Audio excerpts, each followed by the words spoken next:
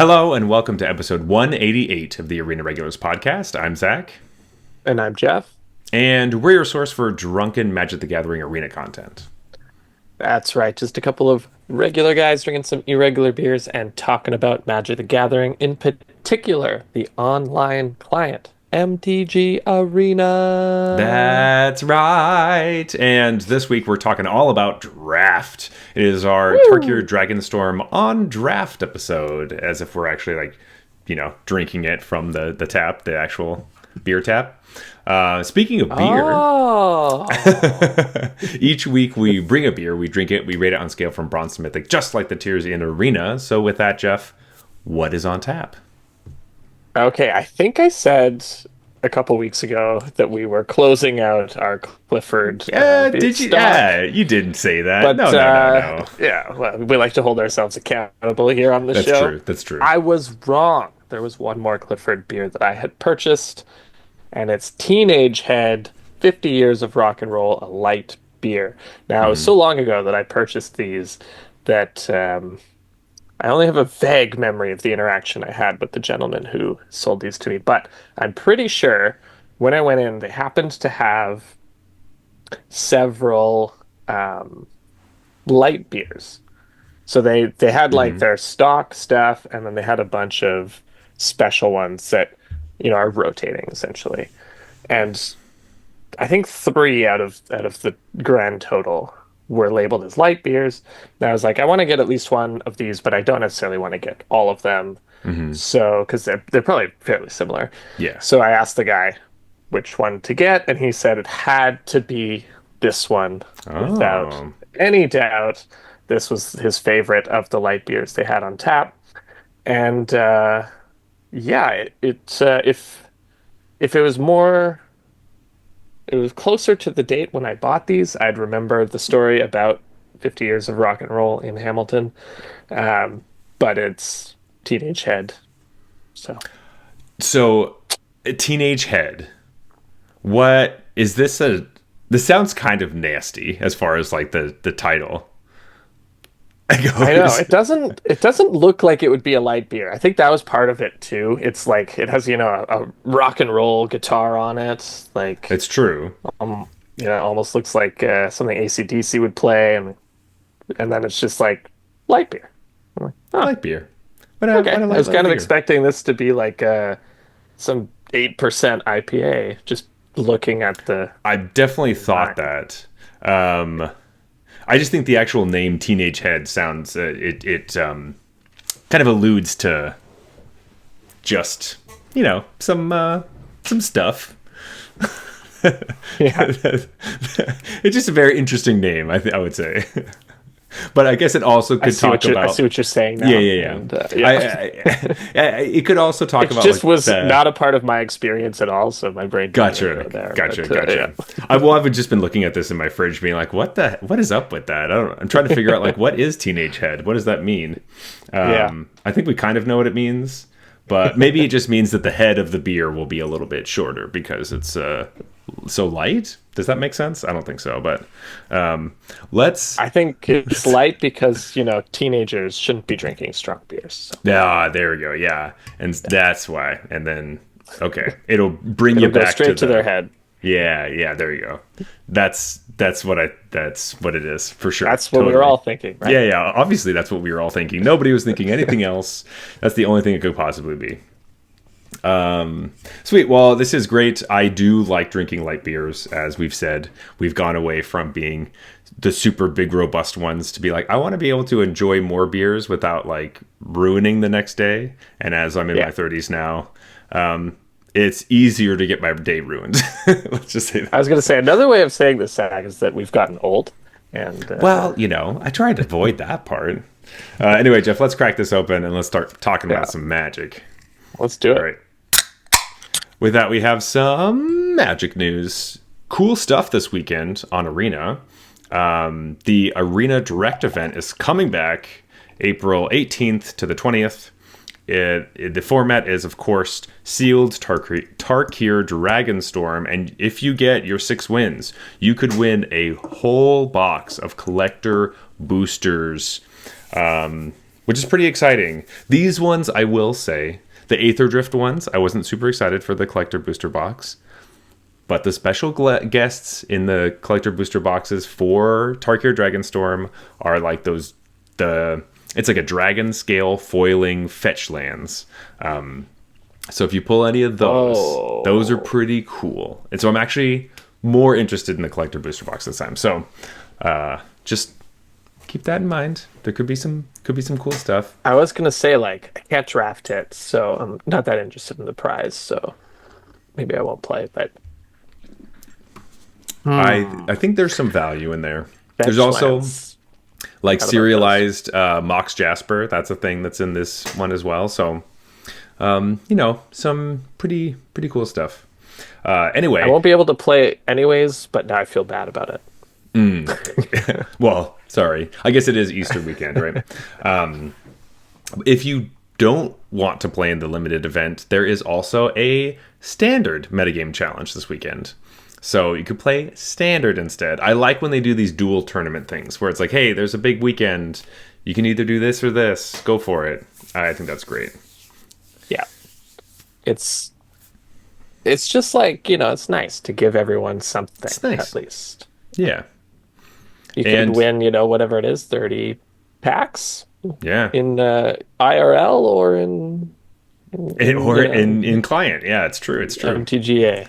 It's Yeah. Though I think collector booster boxes are like 12 packs or something, but 12.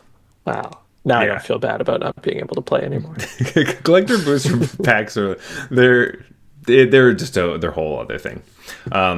Anyway, all right, Jeff, the meat and potatoes of the episode. We were talking all about Tarkir Dragonstorm Limited, and boy, is there a lot to talk about. It's also kind of a lot because we are looking at all the different color pairs, all the different cards, their win rates. This is the first time we're looking at 17 lands. We usually like to wait a full week before we actually start diving into the data. It will also change from here on out. So it's not like it'll be stuck. Well, a lot of the time it will change from here on out based on what this data is. Sometimes it doesn't. With Aether Drift, it did not. It kind of stayed the same. But yeah, so this is just kind of a stamp of like, oh, this is what the format was like in the first week, and our thoughts about it, but also what 17 lands users are doing. Which, of course, 17 lands keeps track of your data on Arena. If you want to do anything with 17 lands and look up all this stuff, obviously it's just 17lands.com. Very cool website, and we like using it a lot for these episodes. Yeah, it's great. Super great. Super great. All right. So before we dive into the nitty gritty stuff, Jeff, I just want to ask you about this last week as you've been playing. How's the draft format been feeling for you? What are your initial ideas going into this? So I haven't gotten to play a ton, but mostly the drafts that I have done since we spoke last time basically reinforced a lot of the same things, which was generally that I personally don't love being the aggressor in the format. I have gotten like absolutely steamrolled by just the nut draw from like a Mardu aggro deck, but it still kind of feels like the pieces have to come together. Like the Yeah. stars have to align for that one. I still really like the Jeskai sort of play two spells in a turn shenanigans. I think it's like not necessarily the strongest thing in the format, but it's fun and strong enough to like, it's not one of those like it's fun, but it sucks. It's like it's fun and it's pretty good. So that's Yeah. great. And I still find it to be a Prince format. I'm still just like a lot of my games are getting decided by By big the- splashy bombs. And it often feels like there are a lot of rares in the set that kind of undo everything that's happened so far. Like it just doesn't matter anymore. So all of those like incremental advantages you were eking out just stop mattering because someone dropped an Elspeth or something. Yeah.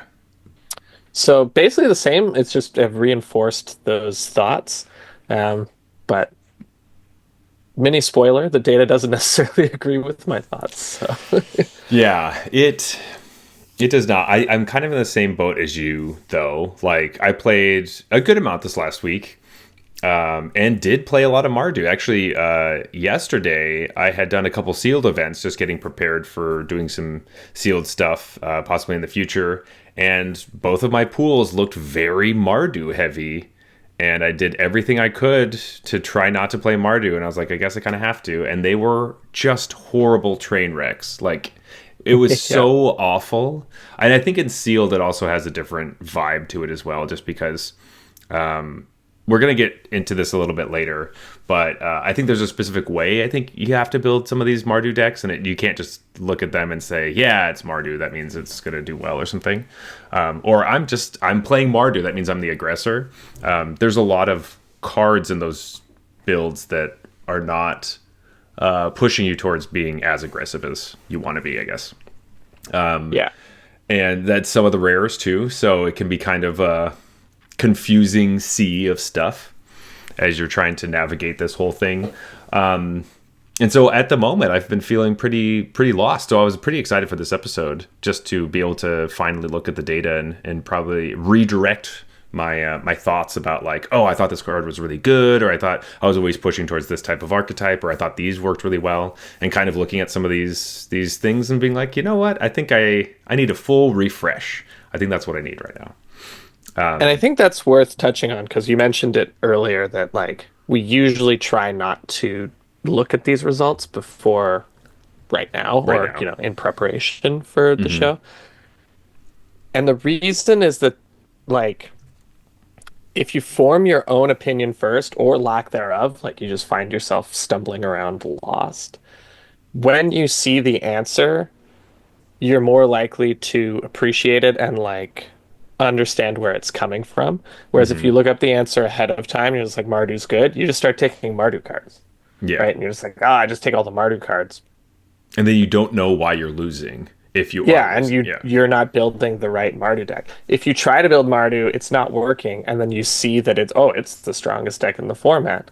Mm-hmm. And spoiler, That but it, yeah. but then you start to realize, okay, I must be evaluating certain cards wrong. I don't have their core game plan down right. And now you can like start to adjust those things because obviously whatever you thought Mardu was supposed to look like, either you've just been unlucky or like Mm-hmm. not unlucky necessarily, but seeing the one side of the variance, or you had a skewed idea of what the deck's supposed to look like. Usually Exactly. it's the latter. Mm-hmm. It's something like when I taught math, it was always the same. It's like people would ask me, "How do you do this problem?" I'd be like, I'm not gonna like help you unless you've shown me that you've tried to do it already. If you've Mm-hmm. tried and you're like, I don't know how to do this part or this part or that part, then I can help you through those parts and you'll actually remember and like Yeah. apply that in the future. If I just show you the answer, you're gonna read it and be like, that makes sense, and then When you have to not do it again, internalize any of you that, won't right? remember any of that stuff, of course. Yeah. And so it's the same thing here. It's like if you, Mm-hmm. I really recommend trying just like throwing yourself in the deep end for that first week of the format and just like drafting and learning that way. Um, you can maybe there's an edge to look it up ahead of time and like try to get that edge in the first week and get some free Mm-hmm. wins. But I think it's better long term to develop your own idea of what the format looks like and then look at the data and watch videos of what the pros are saying and stuff like that. Mm-hmm. And then you'll internalize a lot of that. And sometimes, if you're stubborn like me, you just don't agree with a lot of it and you stubbornly hold on to your To your preconceived ideas. yeah, to Um, what you found to be true. And like mhm. because it's the human condition that we have the data that we're receiving and we have to make decisions based on what we see rather than like looking at overall statistics and making statistically sound decisions. We're programmed to like take two or three samples and be like, okay, I Yeah, see a got pattern. it's Yeah, that's Marty's it. I the figured it worst out. deck ever to exist. Hmm. Um, Which and is what that I we're felt wired. like. I felt like the last week, basically, Mardu is the worst deck ever. Yeah. Unless you have certain like uncommons, it felt like that. Like, man, if you don't have Sonic Shrieker, you get wrecked kind of Yeah, thing. Sonic Shrieker. I mean, Sonic Shrieker's awesome, right? So it's like, Yeah. okay. And so that's what it Even felt I go like. Mardu if I see that card. You Yeah. know? All right. So as we're getting into this, we're first going to talk about the three color archetypes, because obviously that's the main thing for the set. It's a 3-color set, but we have broken everything out to splashes. So we're going to talk about like the 3-color archetypes, and then those with a splash, and then the 2-color archetypes with splashes as well. And that can give us a little bit more information about what's going on with these, because the decks all vary depending on what's going on. Like, sometimes you're full straight 3 colors if you're fixing through good. Sometimes you're 2 colors with a splash into the 3rd color. Sometimes you're only 2 colors. Sometimes you're trying to play 4 colors because you're splashing something. And sometimes if you're crazy, you play 5. So it's a crazy format. A lot of stuff is going on. And I don't necessarily always feel like I just kind of run into, oh, this is that deck. It's like there's always something funky going on in people's decks. So oftentimes I'm looking at something, be like, oh, okay, yeah, so they're Jeskai, and then they play like a Jungle Hollow. I'm like, what? Okay, The old Jeskai Jungle Hollow. Like, what is that doing in your deck? And I just get like really confused. As we've been talking about, obviously earlier, Mardu seems to be the best through the data. The 3-color pair white, black, red is 56.2%. As that's their win rate.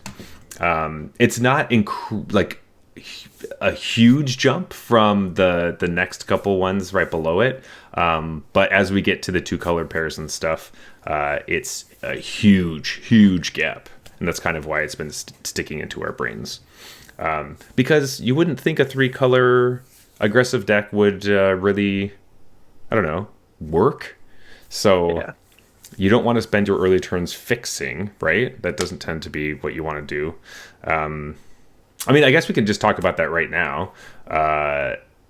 The big push is that Boros is head and shoulders better than every other archetype. Yeah, so basically Boros ran the tables here. If you look at 2-color, just straight 2-color decks, it was by far the most played and by far the highest win rate, like 60.2 versus 56.8 at the second best. And Jeff, when you're saying the most played, you're talking by like thousands of games. Like, it's not even close. Like, yeah, let me take a quick look here. Like, let's see, Boros. Okay, Boros, we're talking like 10,000 games. What's the next highest? It looks like Orzhov at 2,800. Yeah. So and almost 4 times more Boros than Orzhov. like, absolutely. And then all the others are like 1,500 or less, or you know. So we're talking, Boros is way more played as a 2-color pair than like straight 2-color. And then if you include the splash, it's the same story. So even when you start to include splash, Boros is the most played. It's only more like, 18,000 for Boros versus 15,000 for Simic in second place. So it's a little tighter, but you're still looking at, a healthy, whatever, Chunk. 20% Yeah. ahead for Boros. Of course, the data that we're looking at is only talking about 17 lands users, which are people who are already enfranchised players, who have this on their computer, all that stuff. And so it just means that like they're playing this archetype just so much more than all the other ones, while everyone else who aren't 17 lands users are not playing these archetypes as nearly as much.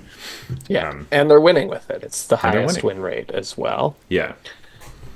In all of those categories. So definitely interesting to see. Part of that too is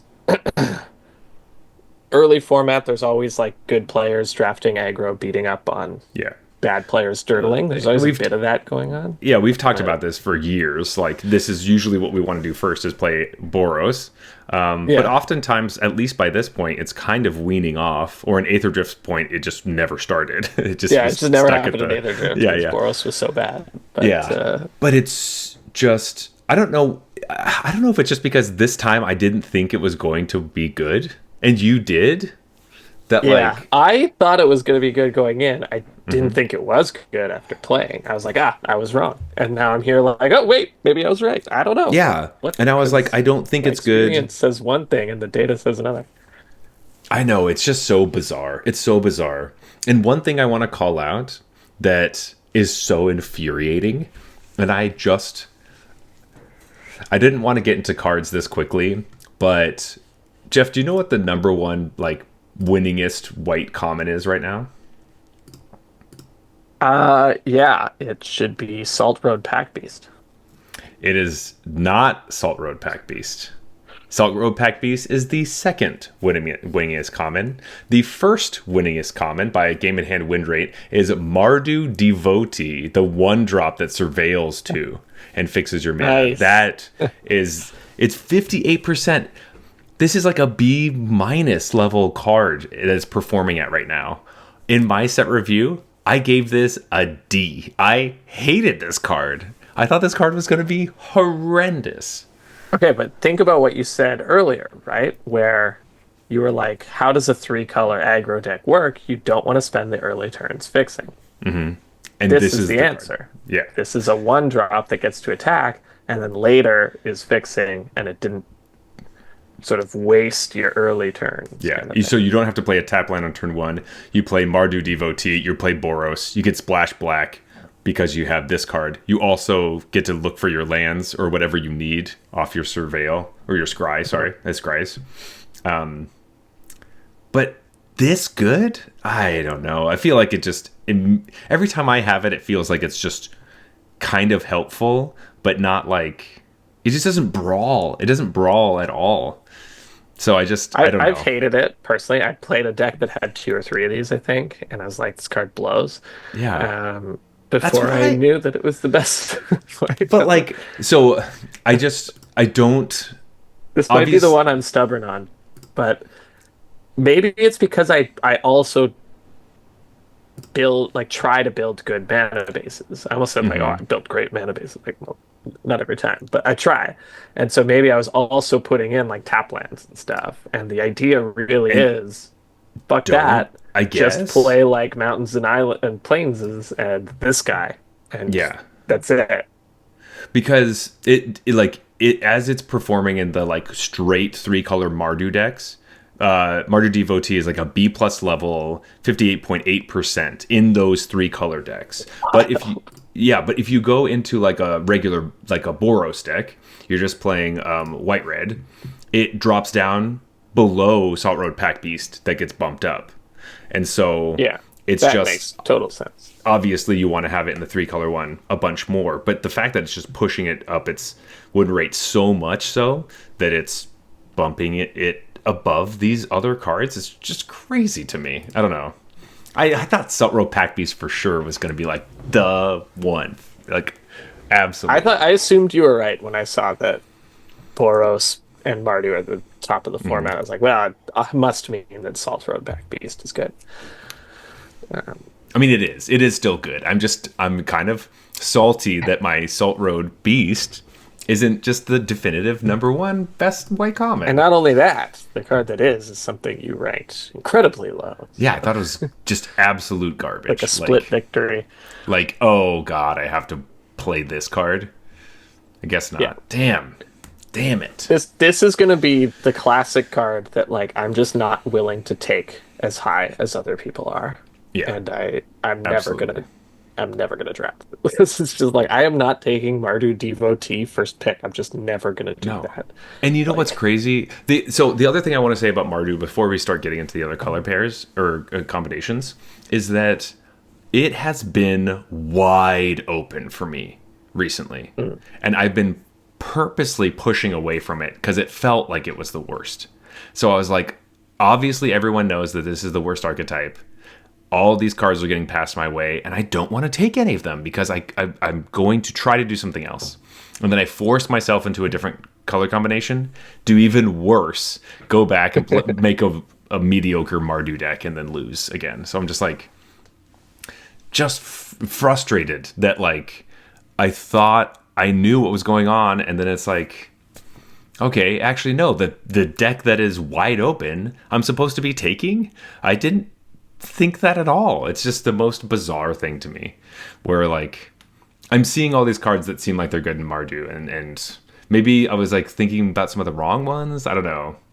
People Yeah, would keep that's my only passing me thought is like like maybe that's it, right? Like maybe we just the cards that signal that Mardu is open are in not the right reality are not ones. the cards that we think are signals that Mardu is open. Yeah. Because Okay. always see Mardu open as well in Hmm. my head. And so I must just have the wrong like skeleton Idea. of what a Mardu deck looks like. Yeah. So like the top three commons for each, if for specifically Mardu decks, like straight Mardu, it's going to be Mardu Devotee, Fortress Kinguard in white, and Salt Road Pack Beast. And then in Okay. red, it's Molten Exhale of the removal spell, of course. Shock Hmm. Brigade is the 2-drop with Mobilize, sure. But then the third best red card is Rescue Leopard, which is the 3-mana 4/2 that when it taps, you like rummage. That's weird. I just did I not think. never take that card. I thought that card is horrendous, but Yeah. it's doing well, That'd specifically in be this like deck. in the mix for worst red commons for me. I That's like a never take it. D. It's like a D to me, but in Yeah. this deck, it's like a C plus. So like, just Weird. bizarre. And then That's for just because black it's a four cards, two. I don't know. I think it's just because it has a high power. Yeah, it just like hits hard and helps you discard lands or something. And then as far as black cards go, it's really just Caustic Exhale, and then Hmm. it's a huge drop until you get to Kintry Nurturer and Dragon's Prey. So just kind of like, you really want your 2-drops in white and red because the black 2-drops are what Delta Blood Flies. Like you don't want to play that card in this deck, so not really, or you don't really want to play that card at all. But I was gonna say I don't want to play that card. just That's it. stone. Just I don't Period. want to play it. It is like the worst. It's an F on the scale as far as in this deck. So I lost a game the other day where my opponent started on double blood flies, and I ended up losing after like a lot of that. I was like, how did I lose that? How did I lose that one? Like my opponent played every card my opponent played sucked, and I still somehow found a way to lose that game. I had a similar thing where like I was like, do I kill their blood flies or this other thing? And then their host of the hereafter ended up putting counters on the blood flies, and then I didn't have removal for it, and eventually it just killed me. And I was just like, okay, sure, this is so stupid. Yeah. The last thing I wanted to say about Mardu before we kind of move on is that like Stormplane Detainment is pretty mid. Mhm. Like as far as just like white commons go, Stormplane Detainment is like our O-ring variant, Banishing Light variant, and it's like a C minus. It's performing at like 55.2%. I can't tell if that. The reason I'm talking about this is because I got it as a push today. That's crazy. Somebody pushed this card, and I'm like, there. I wasn't in Mardu, but I was like, I think it was wide open, but it was like, how did I get Stormplane Detainment as a push? There's no way you let this card go through if you're touching white at all, right? And it's not nearly as bad as like it's not push territory, but I was like, oh my god, what the hell? Like this is how wide open Mardu is. Like to me, at least in my seats, when every time I'm drafting, it feels like it's like I can't believe that. And I don't know if it's just because this is 1-for-1 removal, which is not very good in a tokeny set. So maybe Yeah, that's the I was thing. gonna say like the only thing I could think is that it's not that good against Mardu, but No, it's good against everything else. yeah, and that's probably why Caustic Exhale is doing better than Dragon's Prey. I was thinking this format was going to be much more about gum up the board, win with flyers, and it's proving to be go wide every time you can make a creature, and I don't know, pump away. I don't know, I but haven't also actually found that though. Like I don't lose me to Mardu neither. that often, and I don't win with Mardu. So That's my thing. definitely don't win with Mardu. That I one's for lose sure. every once in a while to Mardu, but I'm not. It's not like I'm really winning with it. The other thing I wanted No, to say is that generally I find my Mardu opponent's creatures are just too weak to they're keep too up with weak, and you whatever I'm just playing. Yeah. Unless they're on the play and they have the curve out and And like something happens and a or couple removal spells that can kill some of my bigger things, and I don't draw a lot of life gain. Like it just feels like a very specific thing has to play out when I lose to yeah. Mardu. And then I get steamrolled when that happens. Sure. But it's like, But like a lot of the I don't know. mobilize Usually I just kind of cruise through like to victory with just more powerful cards.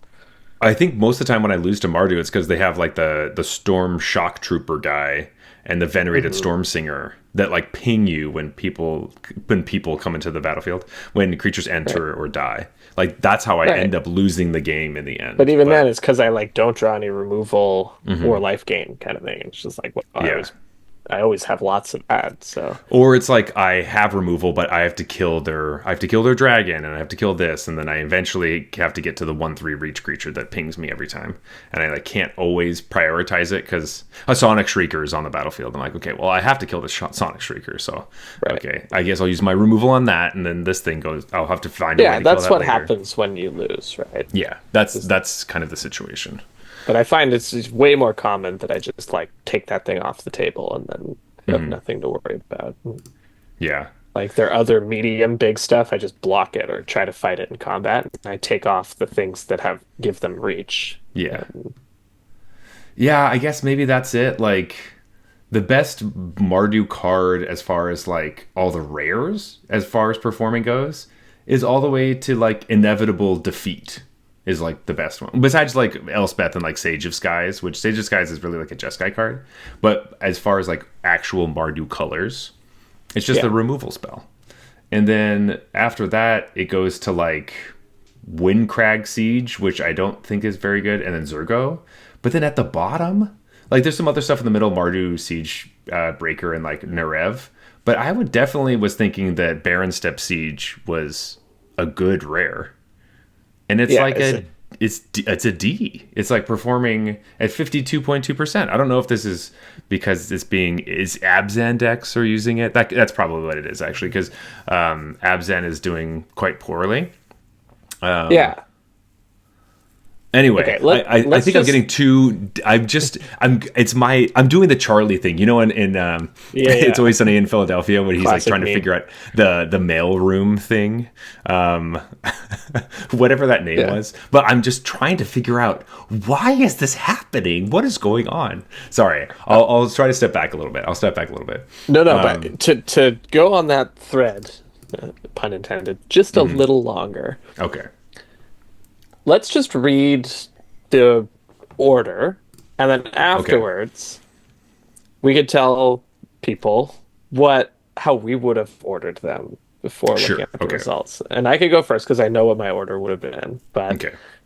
so the actual order is Mardu is the best deck, Teamer is second best, Jeskai is third, Sultai is four, and Abzan is the worst, as Zach alluded to. And a lot of the middle like it's relatively tight. I would say Teamer's the big jump above Jeskai, and Abzan is well below Sultai. Yeah, like So 1.2% below. So so it's like essentially saying Abzan is decidedly the worst. Sultai and Jeskai are kind of middle, with Jeskai being better, and then Teamer and Mardu are decidedly the best. Is what these numbers are sort of saying to you. That is not how I would have ordered this. Um, my order, it would have been sort of shifting this around, I guess. But my order would have been Teamer, Jeskai, Abzan, Sultai, Mardu. Mardu. I Yeah. think I'm pretty close to that. That's basically what I was thinking. Like Teamer just felt like really strong and like often a deck I didn't want to play against. Teamer just has card quality. Like, Yeah, just the green, blue, and red cards are always like good, and then their gold yeah, cards are just good. And it's just yeah. like And they they just play have like big creatures, have awesome removal spells, and great like ways to draw cards. And it's just yeah. like, okay, well, They this is a just great limited deck. yeah, they have some of the best bombs. Like Yeah. their Oh dragon is yeah. the best one. Like all of that stuff is phenomenal.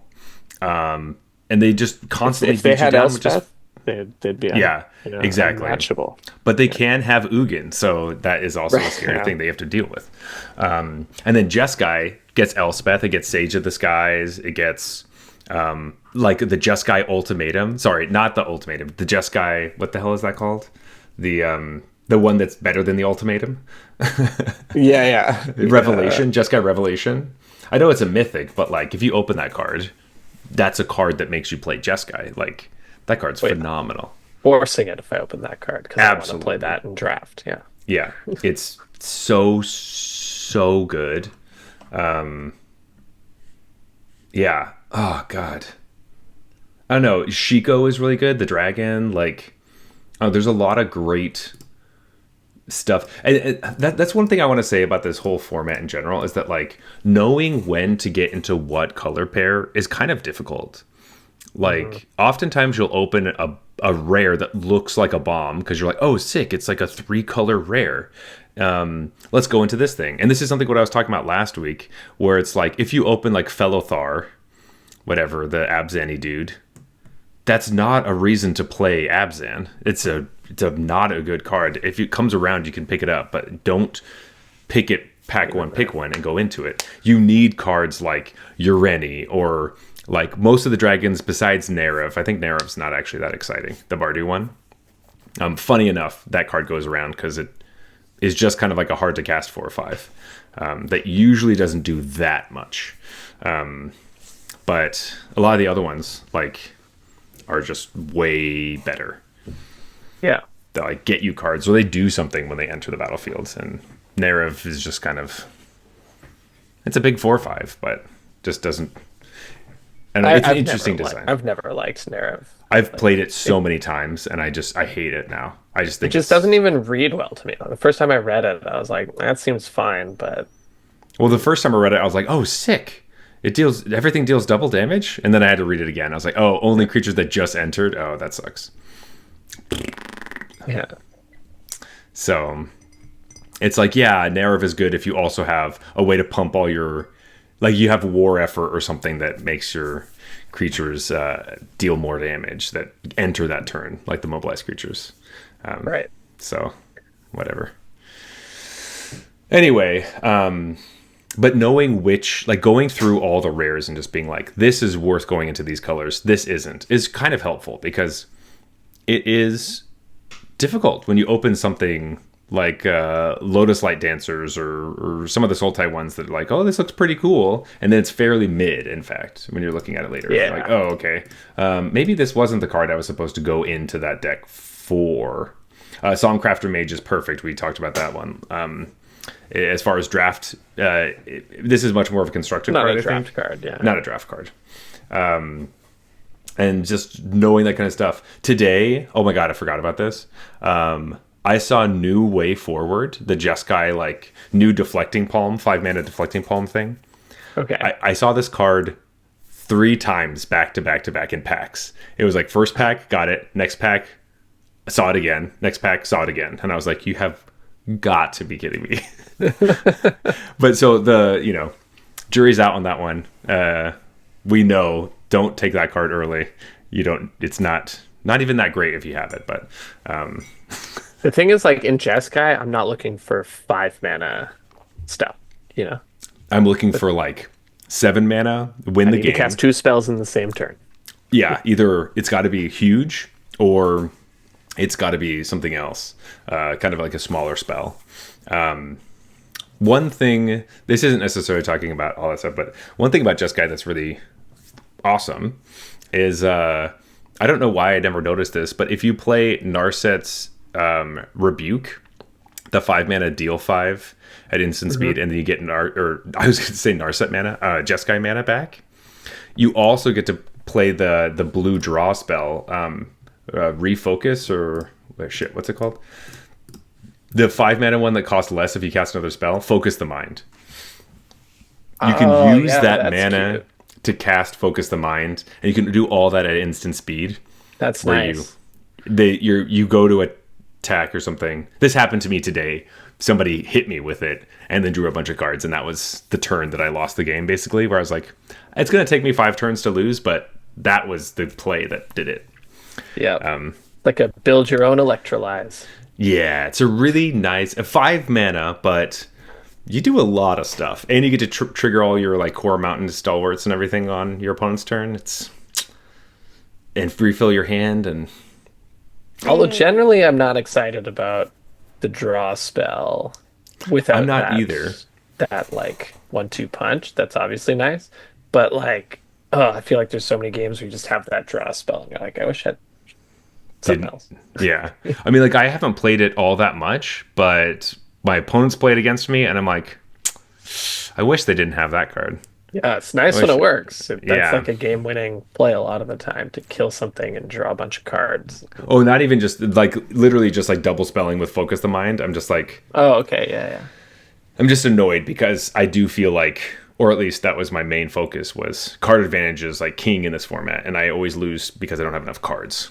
And the tokens that Mardu makes felt like it wasn't enough, but apparently it is, or something. I'm still trying to figure that out. Still, I have no idea.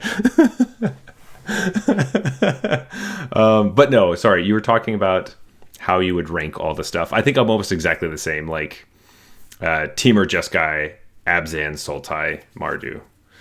Same, yeah. Though I'm earlier on, I knew Jeskai was good, but I had thought maybe Abzan was a little bit higher because I was doing really well with Abzan, so it made me feel like, yeah, Abzan's the best. So Yeah, I mean your deck was nuts. I had more than one Abzan deck, but yes, my first one was amazing. And that just set the stage. It right? did. It was like making creatures, putting Clearly, counters and stuff. Abzan's It's the everywhere. strongest. It's obviously the strongest. Yeah, I would have had it like Teamer, Head and Shoulders. Yeah. Then like Jeskai and Abzan are good, but Jeskai has been preferred for me. But I wouldn't have been that surprised to see Abzan ahead of Jeskai kind of thing, where I was like, okay, I've lost to some Abzan decks, I've won with some Abzan decks. I like Jeskai better. Maybe that's skewing my thing. Totally. But I think Jeskai's the second best with a noticeable jump from Teamer. And then I would have had like Sultai and Mardu at the bottom, and if those were flipped, I wouldn't have been that surprised Upset. either. Yeah. So I kind of had like Teamer's the best, and then a pair Little and a knobs pair. and pair. That makes sense. That's just not what it is. It's not what it is at all. One thing I did want to mention about this is that, to be fair, they're like close as far as Mardu is 56.2% and Abzan is 53.6, and they're all kind of in that. Good call. chunk. This is a tight spread as far as we've seen on this. So it's stuff. not Like, horrible. We'll talk about that in a second. Horrible. usually you spreads get closer to 60 for the best deck and closer to 50 for the worst deck. for the worst. So this is not so bad. If you do a 3-color splash, I want to talk about this. So if you decide to splash a color with 3 colors, and a splash consists of 1 to 3 cards of the other color. 4 cards means it's actually one of your main colors, and you would go into a 4-color deck. So 3 cards for a splash is actually pretty high. I would think generous, that's very generous. I would think a splash is like 1 or 2. But I think it's right though. Like 3 is borderline, so just call that a splash. 4, Especially- you're definitely you're in that color. Yep, absolutely. But all of these decks go down, right? They get worse with the splash. So like In win rate, you mean? in win rate, they all go down. Except in win rate. Teamer barely, like that could just be a sample thing. It's off by 0.3%, right? Yeah, so it's they're all like just going down a bit. Just know if you're like 3 colors and you're thinking about a splash, it just makes your win percentage go down on average. So think about that. The more exciting Mardu, no splashes, surprise, tanks, because tanks. you're doing a absolutely 4-color aggro deck and your 1-drop doesn't fix for the 4th color. What are you, crazy? Yeah, that's true. That's true. Mardu does go from being the best to the second worst in that situation. Somehow Abzan still sucks. I guess nobody told me, but I guess Abzan is awful. I know. I did not think Abzen was awful. And of course, When did I keep Teamer. getting past rhinos? Yeah, that makes sense. And Teamer obviously is the best for an extra color because it cares the most about big splashy spells. So you're already wanting to ramp and play defensive creatures and do that kind of stuff. And so playing extra colors is not that hard. So I think that's pretty self-explanatory. What's really interesting is the two color combinations. Now, before we go into this, what I was thinking originally in three color sets, specifically Tarkir, when you're talking about doing just two colors, I went into this thinking all the enemy colors are what you want to be doing because there's 10 color pairs, 5 of them are enemies, which means they don't touch each other on the color pie, and all the enemy colors, it was very obvious, they showed us in the set, they're the ones that have the 2 color gold cards. So why would you ever play allied colors? Because you don't have any gold cards in allied colors. Only the enemy colors have gold cards. However, there are lands that fix for all of them. So, there's that. As we look at this, that's not necessarily the case. And that's just really interesting. And I don't really know the answer to these things because it looks like white is the head and shoulders of the format, while I don't know, black is kind of close to the bottom with some other ones. Yeah. That's black is like the knees and toes if white is the head and shoulders. Yeah. But of no surprise, Boros is the best, but this is the one where it's 60.2%. Red white is 60% is crazy because the worst color pair is 47.7% in the basement. Like, this is a huge spread. Yeah. Crazy. Massive. I think it's so funny that white, so the 4 best 2 color decks are all white. And 3 of the 4 worst decks are black. The only one that's not is white black, of course, because it's up near the top. And then blue is like fairly mid pack. It has the best deck, the worst deck, and the 2 middle decks. And then when you look at the 3 color pairs, it's like the white deck, the white red deck is the top, and then the white blue deck is the middle, and the white like black with green deck is the worst. And it's like, yeah, it's even when you go to 3 colors because of this dispersion. It does the same thing, right? So like all the Jeskai colors are at the top. Yeah. I just wasn't expecting white blue to be the like great Jeskai deck. I guess like the white just has some like great bombs, but I was just thinking that white blue is not good. Somebody in chat today told me that white blue was doing really well for them, and I was just super surprised. And I was like, okay, sure. But now the numbers are showing me that they were right. Yeah, I think this is mostly a data thing. Like we've talked about this before, but the 17 lands players are strong players on average. That's why none of these win rates, except for one, looking at you, Demir, are sub 50%. Which means that like it is a bit skewed because they are good players, they're active, they probably know what they're doing and stuff. So there's that whole idea that if such a player lands in a deck that is firmly white-blue, it's because it was likely like there's strong reason to do so. There was because the format actually actively disincentivizes you to play a color pair like white-blue. So if a strong player who obviously knows that ends up in white-blue, there's a good reason, and therefore these decks end up being a bit better than if you were to just sort of like randomly draft and see how the decks played out. And the sample sizes on these are pretty small. Allied color pairs are much smaller than the enemy colored pairs, for sure. That's very true. Part of that is variance as well, so it's kind of a combination of those two things. Yeah. But I think the fact, like someone's coming into your chat saying, hey, if you can draft white-blue, if it's there for you, like it's really good, this is kind of suggesting, like you can definitely take that away, but you shouldn't take away that like white-blue is somewhere you want to end up in a draft because it's probably unlikely to happen in a given draft, right? Like this tells me it's kind of like there is a white blue deck that exists, but it's probably pretty rare because the format doesn't actually really want you to do that. Yeah, and I think that it goes a lot like along with the white blue deck is going to be a Jeskai deck. Some of the blue cards for that deck are like you're playing like Roiling Dragonstorm to make sure you get a bunch of like. There's a lot of uncommons, is what I'm trying to say. Is that Right. Roiling Dragonstorm is performing really well. It helps you fill up your hand. Wingblade Disciple is a huge part of that, and kind of just doing like the go white flyers thing where you get some more counter stuff possibly with white or prowess type deals. I've also seen like white decks that are able to use like their teaming Dragonstorm with like Sun Pearl Kirin to bounce it, to recast it, to go wide and do a bunch of stuff, and then they're double Love spelling, Sun Pearl Kieran. and then they get their Wingblade Disciple to do stuff.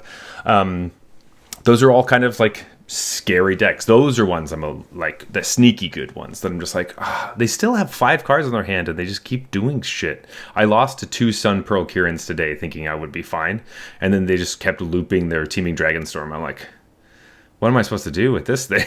And then they play a dragon, pick it up, play it again, and then there's a dragon now. I'm just like, Yeah. it's so annoying.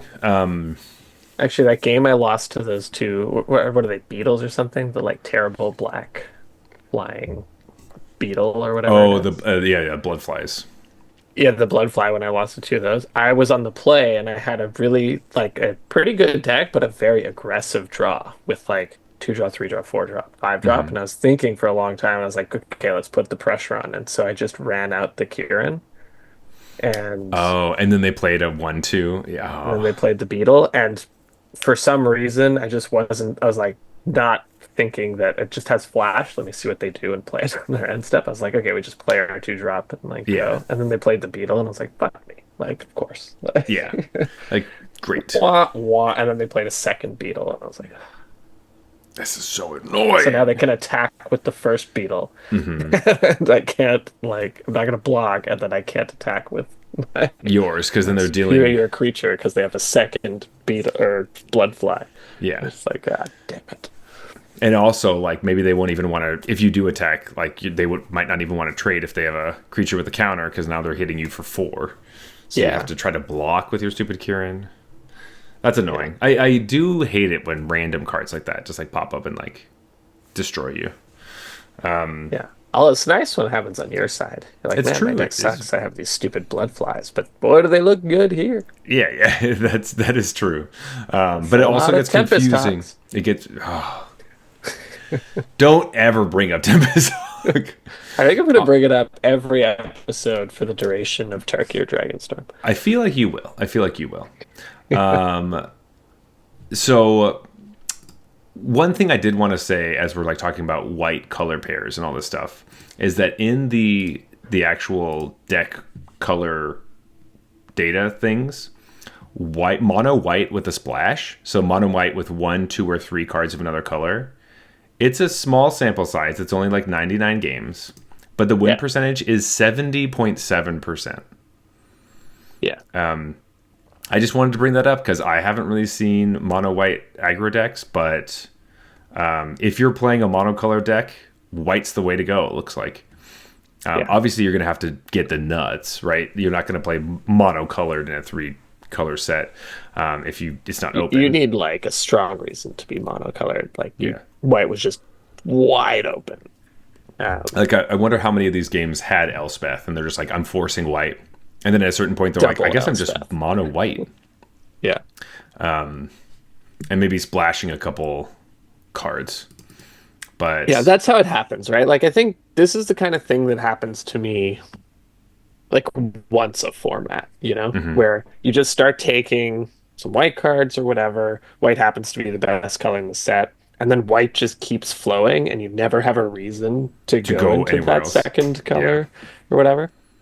And you're just like, well, now I have like 18, 19 like white cards and 3 red cards. Some of the red cards are better than some of my white cards, but like it's nice to just jam 17 planes, call it a Yeah, day, and like and just you call it a never day have and to just worry be about done. that. yeah, And that absolutely. happens again. And like my deck's so good that I think the way I lose is if I try to put a second color in here, and Yeah, it's kind of then like the same thing where it's you're like, screwed. oh, my two color deck's good. I think the way I lose is trying to play these better creatures, but my mana gets so much worse. Right, you have that mountain, mountain, mountain, four white cards opening hand. You're like, God damn it. Yeah, it's just like, oh, okay, I guess I just lose this whole game then. Yeah. It's funny, that reminds me of Kamigawa Neon Dynasty, where red was the worst, Mono red was like, and I yeah, the yeah, but best deck.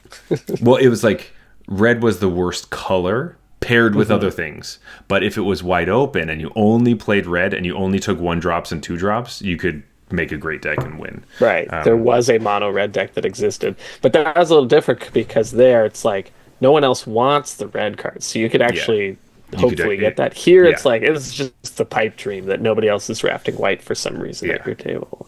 I think now the cat's out of the bag and white's just going to be great. So anyone who tries to do mono white, if you go into a draft hoping to do mono white, it's not going to happen. Yeah. And I doubt it'll just fall into your lap. Though every once in a while, I don't know, I just see like static snares going like pick 7. I'm like, what the hell? Like That's this is wild. crazy, crazy. So I don't know. Maybe people don't have the memo yet. Maybe I'm just playing low enough tiers that nobody's got the memo. I don't know. I don't know. I think after my first draft, I was like high on white, but I was high on Jeskai and Abzan. Okay, Right? So right. Well, like to me, I'm always high on white. So yeah, it's different for it doesn't you. mean anything to me, right? Whenever I'm like, oh, these white cards look so good, I always like the white cards, and so I need somebody to pull me back. It's like if I think black is good, I'm like, wait, is it really good or do I just like it? Because this one I was like, no, black clearly is medium, Yeah, and apparently it's bad. So it's pretty bad unless there's a couple things going on. So back to our kind of chunks. The decks that are within like 55% and 56% are Azoria, so white, blue, green, white, and white, black at the top. And then you have Izzet, which is blue, red, and then Simic, which is green, blue, at 55.5 and 56.2. All kind of just like I wanted to keep them all kind of close together, but it does show like teamer colors, also some Jeskai stuff. And then if you're playing like, I don't know, Simic, Dark Simic, I don't know, where you have like a little splash of Sultai in there, or maybe a little splash of whatever. I have seen some Bant players too, though. That was also something I wanted to talk about. We were talking about allied colors originally not being very good, but turns out that white, blue, and green, white are working out mainly on the back of white. For the 3 color pairs that are not actually supported, not worth it. Just the win rates are horrendous. Like there's Grixis, Bant, Esper, all horrible. I know it's something you might be thinking, oh, that would be interesting. What if I tried this? There's no payoff. right, there's no reason to do that. Yeah. You're making it very difficult on yourself to cast those cards To cast monocolored cards. in such a way that you don't end up in a 4 color or 3 color plus splash build Yeah. because the lands you would need to play Bant would naturally also let you play like Bant plus black, Exactly. right? So doesn't make a ton of sense. There's something nice with the symmetry here when like the green, blue, and blue, red are sort of like halfway between the 2 decks that touch those in the 3 color. I think green blue is exactly halfway between Teamer Yeah. and Sultai's win rates. So just the numbers guy in me is satisfied by that. It's like Nice. I'm glad you're satisfied. I like thank that. you. Yeah. And then going down, Golgari green, black, and red black and Rakdos are both kind of in the 53 and 54% range. And the bottom of the barrel is Gruul and Dimir. Gruul is red green at 50.4%, and then Dimir is 47.7, which is probably one of the worst ones we've seen. Like Yeah, it's one of a the long lowest. time. Now, again, this is going to be really low sample size because it's not a supported archetype. But it does make sense to me because, again, it's not supported. It's not something you're really supposed to be doing. And it only attaches itself to one guild, and I think it's or one con, I guess, Wedge, yeah. and it's a bad one, Hmm. right? So it's like, what happened here? Like, what Hmm. happened that you're in blue black? You were trying to go Sultai and green got cut Got cut. hard. Like, Yeah. yeah, that sounds like a train wreck. That sounds Yeah. like a train wreck draft. Which is another one of those reasons, like, hey, start with enemy colors. Only think about enemy colors. That's it, unless you're going to play white, blue, or green, white. But like when you, or I guess any white deck, you're fine. It doesn't matter. Yeah. But if you're not touching white in any capacity, just be careful about trying to do allied stuff. Because even Rakdos, trying to play Mardu with Rakdos, not a good plan. Like No. you want to be Boros or Orzhov. Those are and you can do Boros splash black or Orzhov splash red, but don't be Rakdos splash white. Like that's just not what you want to be doing. Especially because Rakdos specifically goes down if you splash. Like some of those decks get way worse. Yeah. And in general, most of the decks go down when they're splashing. Some of them get like a little bump or, like 0.5%, or they don't move very much. Decks like Simic don't move very much. But everything else kind of goes down by 1% or 2, except for blue black. Blue black goes up a ton. It goes from 47.7% to 55.8%. What the hell is happening? This is why I just want to tell you that I came into this episode thinking that I might have something of like substance to say, as far as like I have this knowledge, I've been drafting, I've been doing these things, and then I look at these numbers and I'm like, what the hell is happening? And that's why I have my buddy Jeff here who can tell me what numbers mean, because I have a hard time with numbers. Yeah. It's just sample size, right? Like these are low sample events, so there's a lot of variance. And It's true. It's true. blue black, you're always splashing green, I guess, when it's blue black plus Yeah. splash. Basically means Sultai, but green wasn't open, so you didn't get a 10. You didn't get 4 green You cards got that you were willing to 3 play. good green cards. Yeah. Yeah. Um, yeah, I think the 2 color plus splash category is probably pretty sparse on the allied colors in terms of games. Yeah, that's true. So those could kind of be anywhere. But you could take away that red white dominated this category as well. Um, I think my takeaway is like I kind of want to do some drafts where I try to find myself in red white with outs to like Mardu or Jeskai. And if it's just open and I end up red white, even better. Like that's what these numbers are saying to me, right? Like because that's what I think is happening. Like people are starting in red white, and then they just never have a reason to choose Mardu or Jeskai because they just keep getting red and white cards, and bam, they just have this awesome 60% win rate deck. Yeah. Yeah, it's crazy because like I was just not feeling that way. I've been passing like I guess I think that the red white deck needs to be like 1s and 2s, and then there's some 3s, and just like hold tight to those spots. Yeah, Because those or you like get a bunch of that split card that makes 2 goblins and or kills something or whatever. yeah, that's actually the card I wanted to look up right now, Frontline Rush, because that's a card that has not been extremely exciting to me, though I've lost a couple games to it.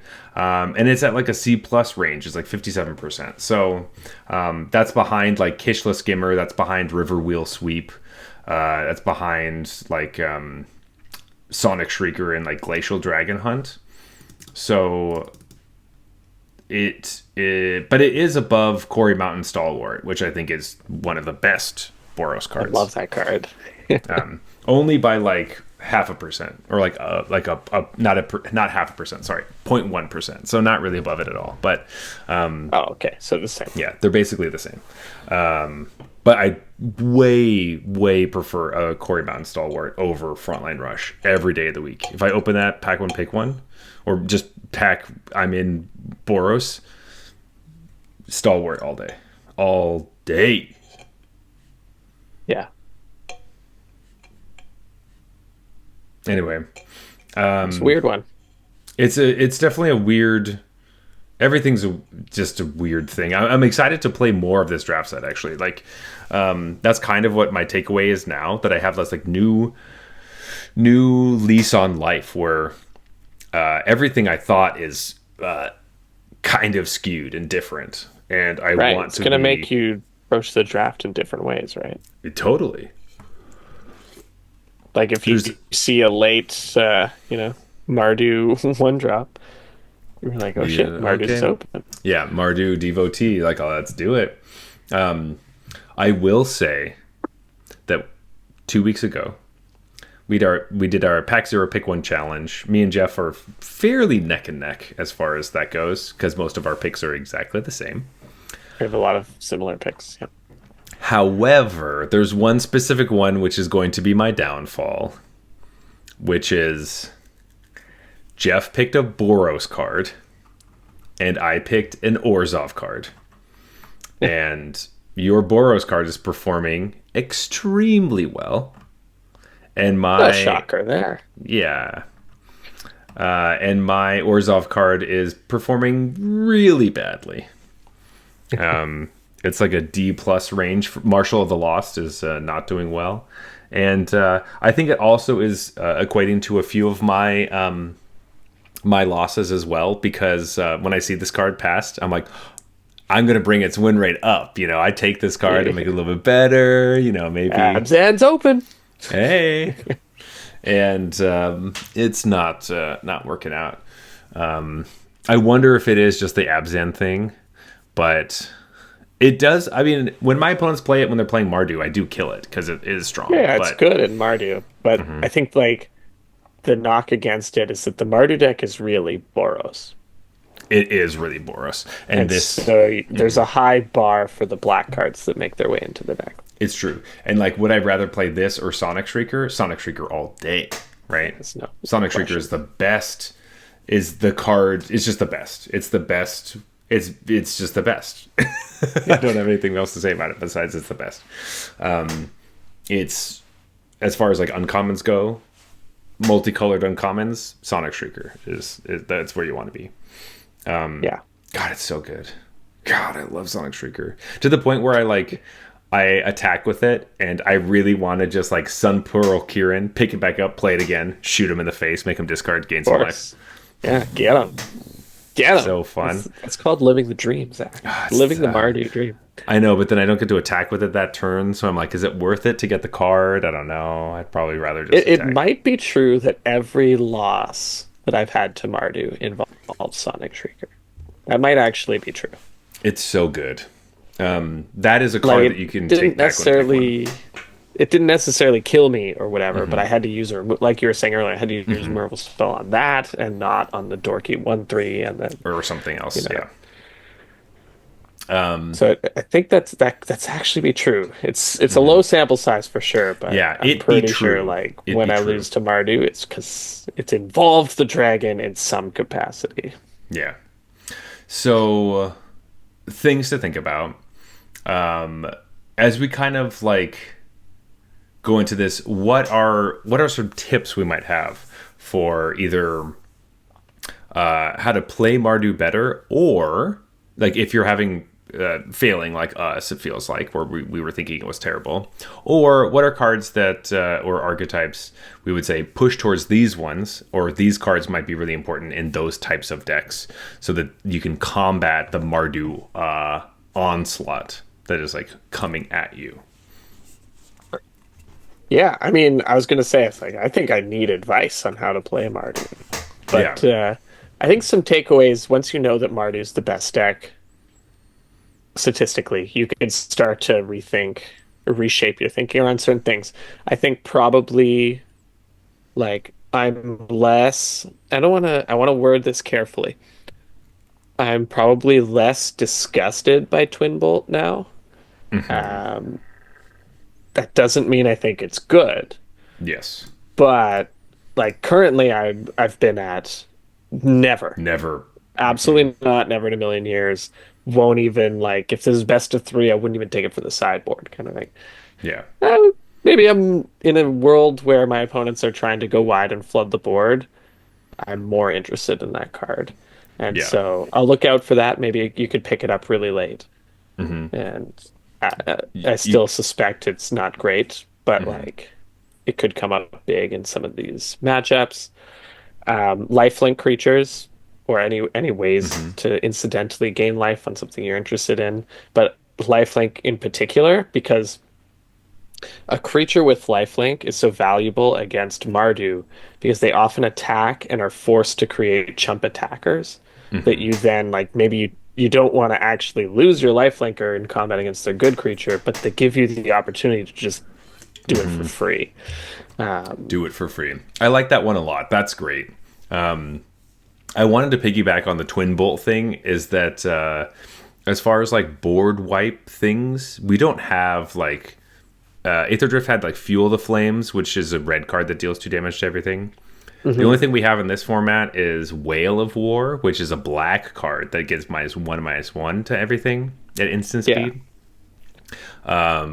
That one has gone up a little bit in my pick order to be like, Yep. okay, all right, this is the only thing that does this. And worst case scenario, you get some creatures back from your graveyard, which is funny that that's the worst case scenario for this type of card, where normally it's I'm going to draw 2 cards from my graveyard.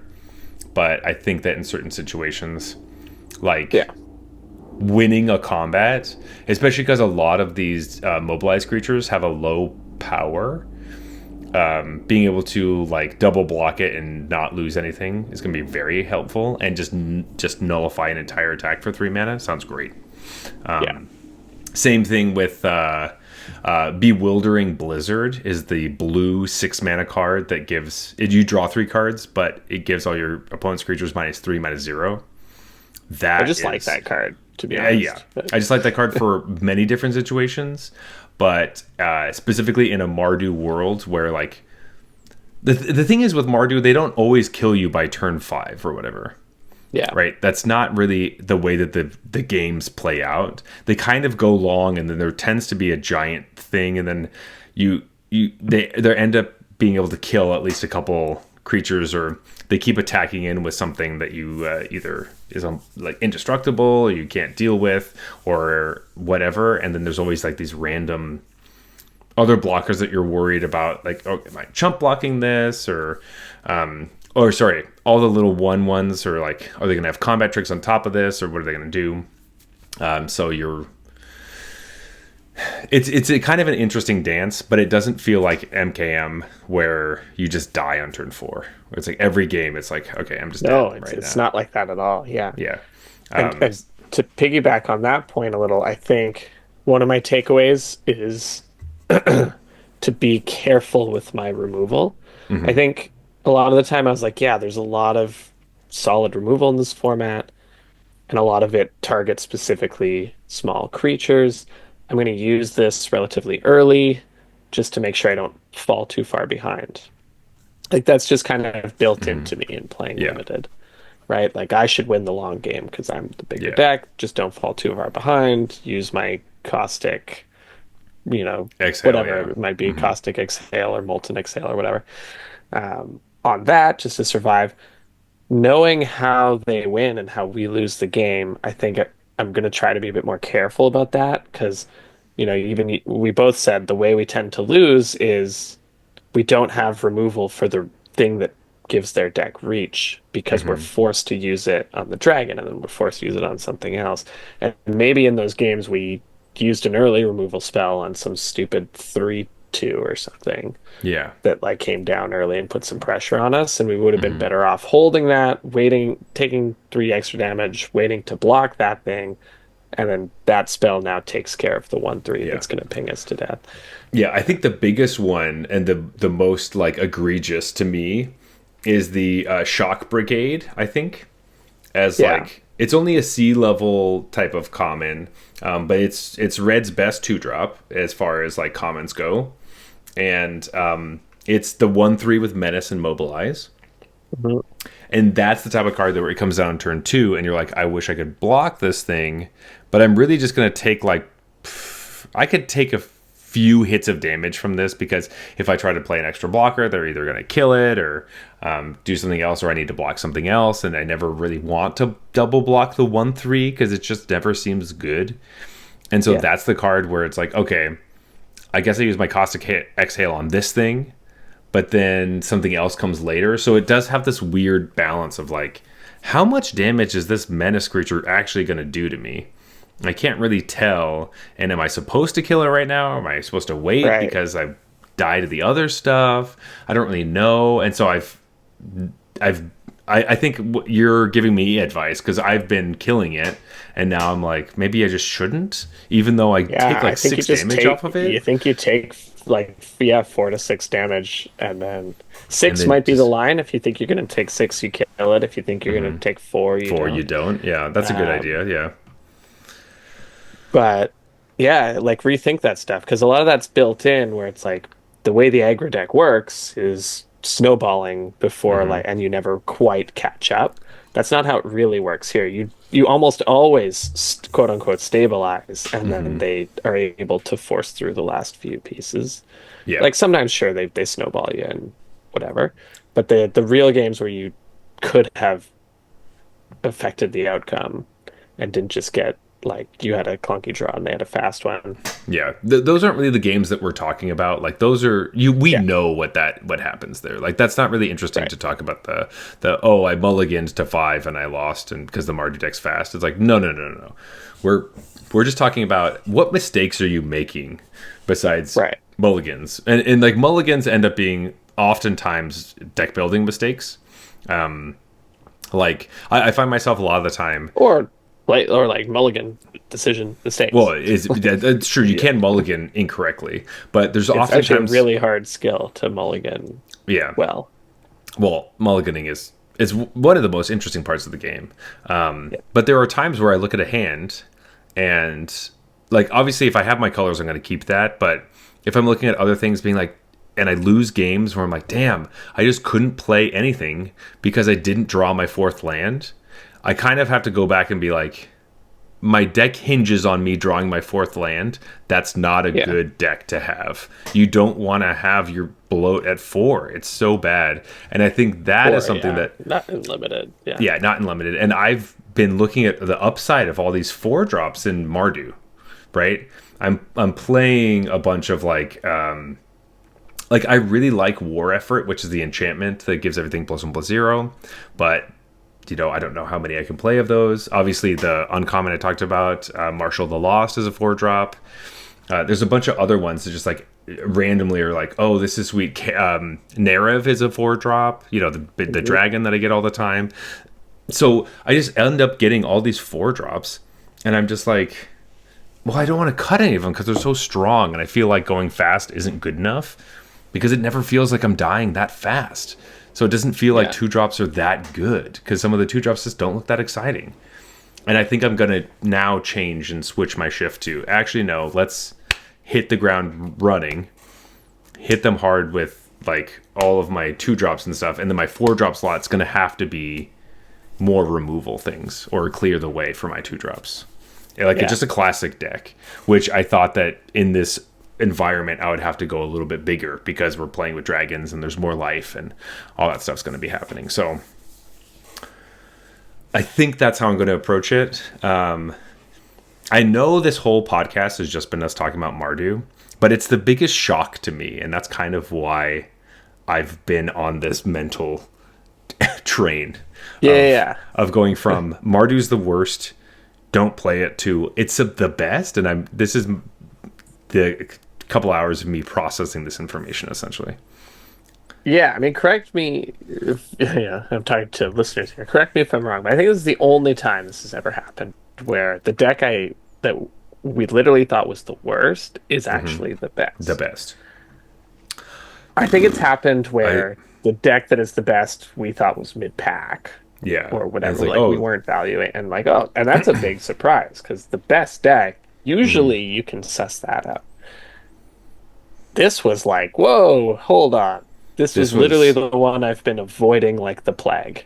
I literally had drafts where I literally was just like, if anything's happening, I am not playing Mardu. I'm Yeah. not doing it. Anything but Mardu. And then I play then the it's like, worst Mardu soul is the type deck best you've deck ever by seen. far. Yeah. It's like, oh, actually, you should have been taking all those cards. Yeah. So I guess tomorrow I'm just forcing Mardu. I guess that's the plan. And I think we've talked about Jeskai before, and Teamer is pretty straightforward in terms of why it's good. I think it's just all the cards in it are good. I think it's like the good stuff limited deck kind of thing. Yeah. And it's fairly adaptable. I think that's part of it too. You can play the aggressor or the like you can do the I'm gonna run you over if you don't commit to the board quickly, or but I also have a good shot in the long game. Like I'm Huge also shot. probably gonna win that. Like It's also, if you're splashing, like we were saying before, it's the best deck for it because it's the best roamer's routine deck. Because harmonized cards work best in Teamer. yeah, harmonized is sick. I love it. Kishla Trawlers is a huge card for that deck too, which is the uncommon in blue is a 3-mana 3/2 that if you exile a creature card, you get to put a instant or sorcery back in your hand. Oh yeah. I literally, this happened to me today. I was so mad. I was looking at the elephant tapper creature. So not tapper, sorry. It's a mana dork, but it's a 4-mana 2/4. It's rejuvenating something. It's not very exciting, but it was blocking me from being able to attack. I don't them. like that card at all, personally. But it was in the way. It was like, okay, this thing's Rain Veil Rejuvenator, a D level card. Yeah. But they played it. They milled some cards, and I had 2 removal spells in my hand. Either the Twin Maw Storm Brood, right? So I could deal 5 damage to it and kill it for 2 mana, or I could Stormplay Detain it and get rid of it. I had decided that I wanted to just kill it because Stormplane Detainment gets rid of anything at sorcery speed, and this only deals 5. I kill this creature, attack for a little bit. They play Kishla Trawlers, exile it, get their removal spell back, recast it, blow me out. And I was like... It's rough. It's just one of those annoying things that's like, maybe I should play as if Kishla Trawler is in their hand sometimes. I didn't really think about that being an interesting thing, and that the fact that it going to the graveyard actually mattered. I think it actually does. That's like an early format thing too, though, right? Like it's if that is a play pattern that is relevant in the format, that's after a few weeks you start to pick stuff up like that where you're like, okay, both of these mostly kill anything. Let's use the one that doesn't fill their graveyard and is mana efficient or whatever. Just one of those times where you're thinking does the teamer player have a creature in their graveyard? No. All right, I have to make a decision whether I want to put one in there or not. If they have relevant spells. And because they could be holding this card, and if I can strand that in their hand, that's a tough one to pick up in the early formats. They have to have a relevant spell in their graveyard and not have a creature in their graveyard. And I have to know about this card. So. But I just think that's just something that I've noticed that I just want to flag for everybody. Yeah, it's a good call out. Because I haven't been thinking about that at all. When I'm I think about it on my side when I'm like, if they kill my creature, I'm like, get them. Oh, I get to do this. But I'm not at the stage where I'm thinking about it when I'm making decisions in case my opponent has it. So yeah, and one more card that seems like I thought this was a really great card and seems to be performing very poorly. This is a big surprise to me. Yes. Is Riling Dawnbreaker. So this is the mono white dragon that has an omen. This is the one that has Signaling Roar, which you pay 2 mana to create a 2/2 soldier, or it's a 5 mana 3/4 flying vigilance that gives +1/+0 each combat. This is 54%, so it's below Bearer of Glory, below Rebellious Strike. It's below a bunch of those cards, which I look at packs and see, Riling Dawnbreaker, white is open. This is fantastic. And I was just thinking, like, it is better than the Tempest Hawk and like a Ration Sun Shield, but like the fact that it's down there with a Ration Sun Shield, that card is horrendous. And that's just really surprising to me. This card always feels so good when I play it. I don't know. And I can't remember if I win those games or not, but I guess I don't. But I thought it was a good 2-drop, but This is surprising because the card reads well. I don't take this card too highly, to be honest, personally. So maybe let's try and reverse engineer it. okay. Like I don't get excited by this card, but when I read it, I'm like, oh, that's a solid, super solid limited card, right? But when I'm drafting, I'm not like, oh, right, like Dawnbringer. I guess what I'm thinking is that like when I look at a pack and there's like a bunch of cards, this would be like the third white card that I'm like, oh, and there's a Riling Dawnbreaker in here? Amazing. Right. Wow. I could look at all the cards I could take. I don't take it first, but it's part of the list of cards that I'm like, this is awesome. Yeah. But I maybe have to flip this with the Mardu Devotee and be like, there's a Mardu Devotee in this pack? Oh my god. Devotee! It's open. It's open. It's open. It's open. Yeah. Oh my gosh. So maybe that's just another one of those things that I thought this card was going to be phenomenal. And it's just it's one of those things where you're looking at all these cards being like, damn, this is really where it's supposed to be? Okay. Damn, all right. I'm just so surprised.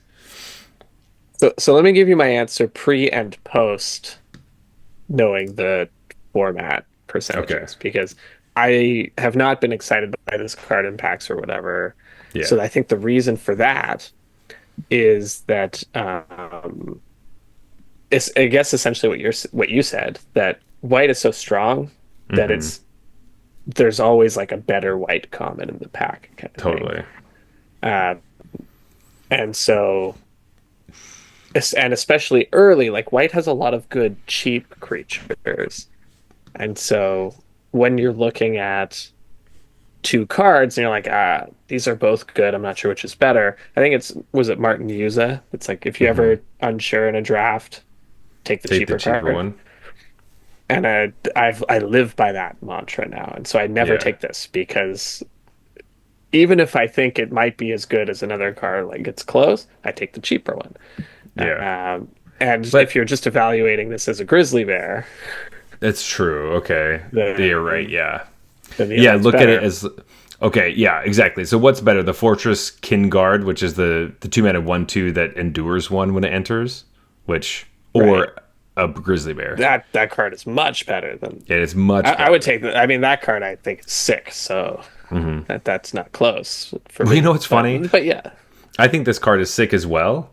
But I feel as I've been playing Mardu decks, it's just not pulling its weight, and I'm just like, do I need to cut this card? so that's my answer post looking at the results. Is Right. that which of the white decks would this card be best in? Abzan, right? Because it's sort of the big card that allows you to play something early. So I think you're thinking of this card as like a 2-drop that can be played late. It's not really how this card reads because the 2-drop is so unexciting. Sure. So it's like you really want to play the 5-drop, and sometimes if you don't have a 2-drop, you get a Grizzly Bears instead. And I think that's the flip that changes it. And so this would be good in Abzan, but you're not psyched about this in Jeskai or Mardu that just want cheap. You want the cheap part for those You want decks. and like the cheaper ones that you get for 2 mana are just so much better. And those are the good decks, and Abzan's the bad deck, right? So Right. the fact that this card is good in the bad one and not exciting in the good ones is what's chunking its win rate.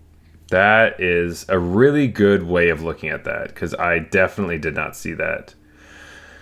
But the At card all. is like a crazy powerful limited card. Seems It's just- crazy powerful. It needs a format where white decks want expensive cards and and then this fills the gap to help you get there in case like you have too many of these 4 and 5 drops in your hand. It lets you turn your awesome dragon to a grizzly bear. Yeah. Yeah. Dang. Well, we have been talking about a lot of stuff. I know I said that was one of the last things I wanted to say, but there's one more thing I want to bring Okay. up. Is that this is just a random thing just for everyone listening, but the equipment we have at our disposal seem to be quite bad. So, Storm Beacon Blade, which is a white card, it's an uncommon. This is performing at like 50.3%. Like, It's good to know. it's pretty bad. It may look like the thing that's winning you games sometimes, but it is pretty awful when you don't have enough creatures. That does happen, especially because the tokens that you make, you don't get to put this on them. Yeah. And then they only are around for so long. There's a funny thing in this combat where you attack, you're like, I have so many creatures. There's a bunch of blocks and trades. You're like, whatever, look at all the creatures I have. And then half of them die at end of turn. You're like, oh, I don't have as many creatures as I thought I did. Okay. A little overconfident there. Yeah. When you look at all the white,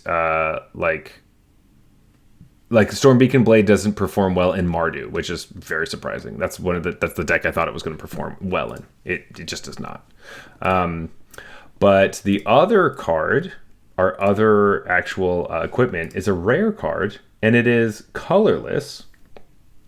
And our let's see, let me find it. I know it's not performing well. It's the what is it?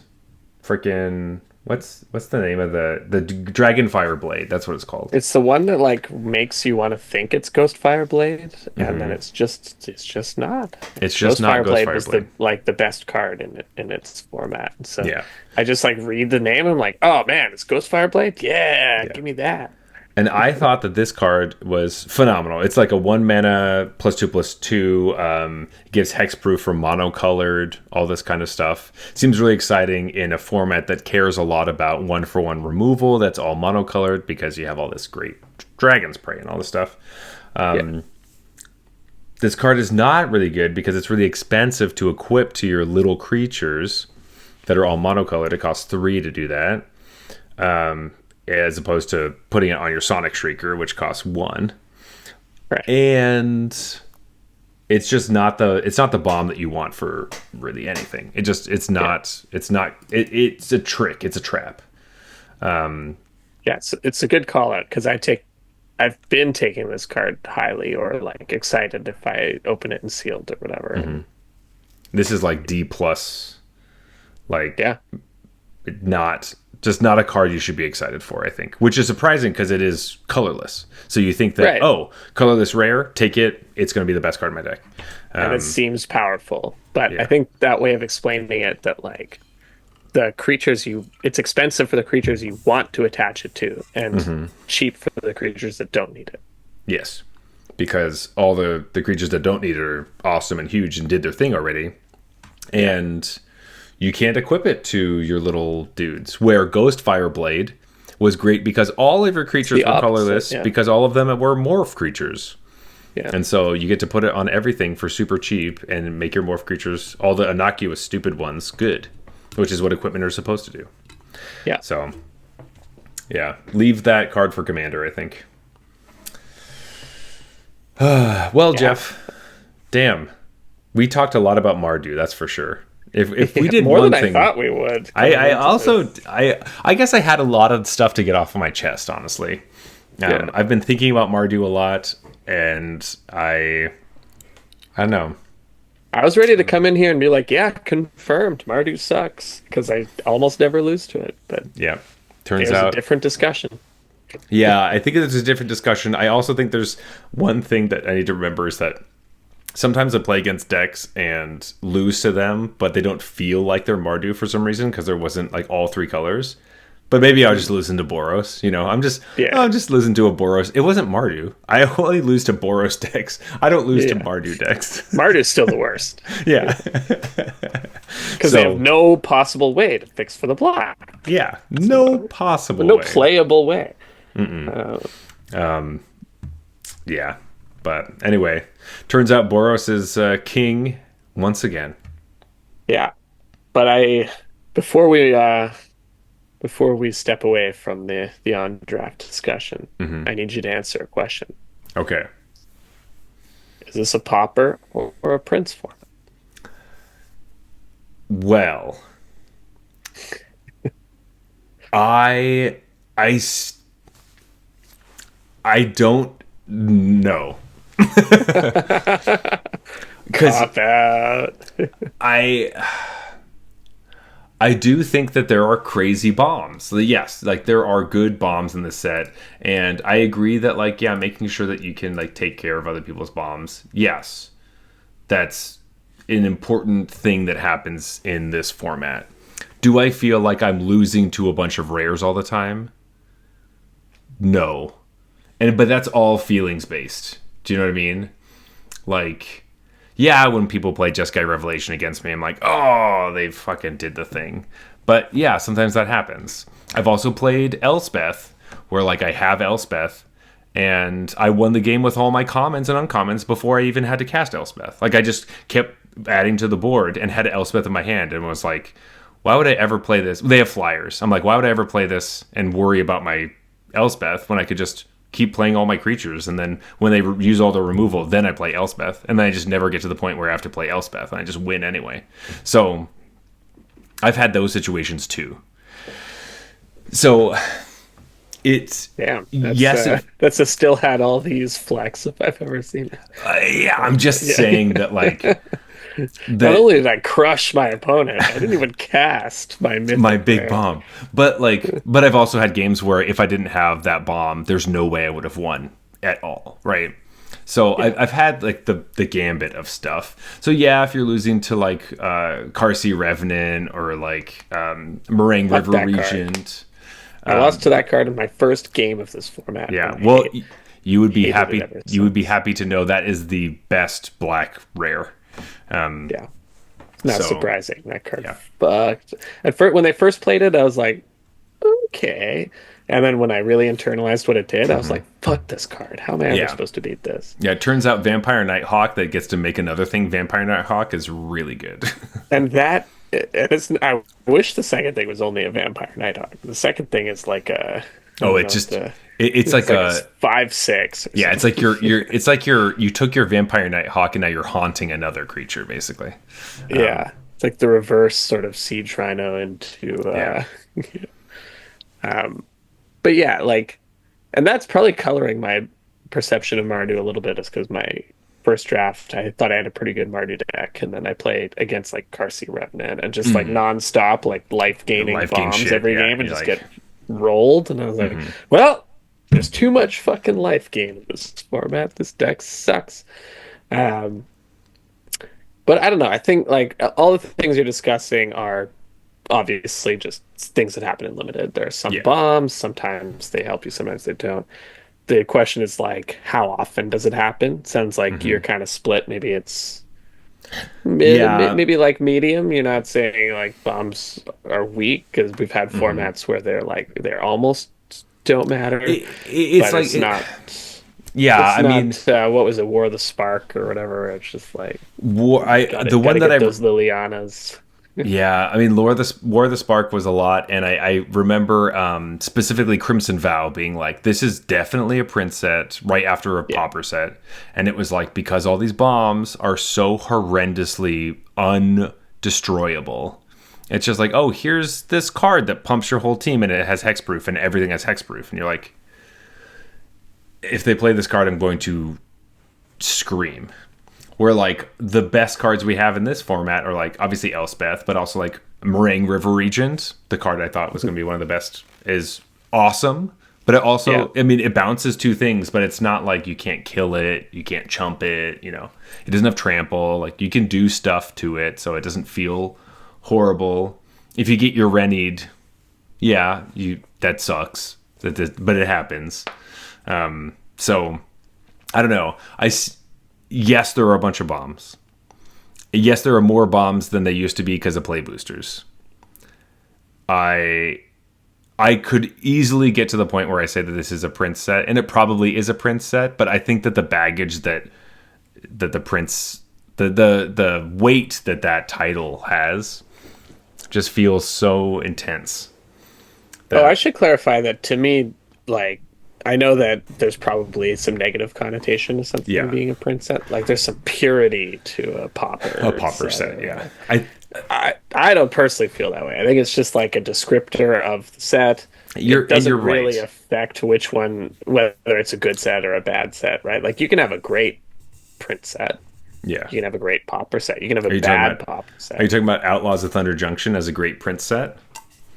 Yeah, I mean Yeah. that's a great example. Yeah, Yeah. So okay, so if we're talking in that terms, then yes, this would probably be considered a print set where yes, finding bombs in your colors is pretty important. However, I still consider Sonic Shrieker like a bomb, right? Like yeah, as an yeah, sure. uncommon. And I think a lot of it for me, like understanding whether it's a prince or a popper set, is mostly about how I spend my removal. Like if Sure. it's a Okay. print set, then I should be holding my removal. Like the bar should be Okay. pretty high to cast your removal on something. Gotcha.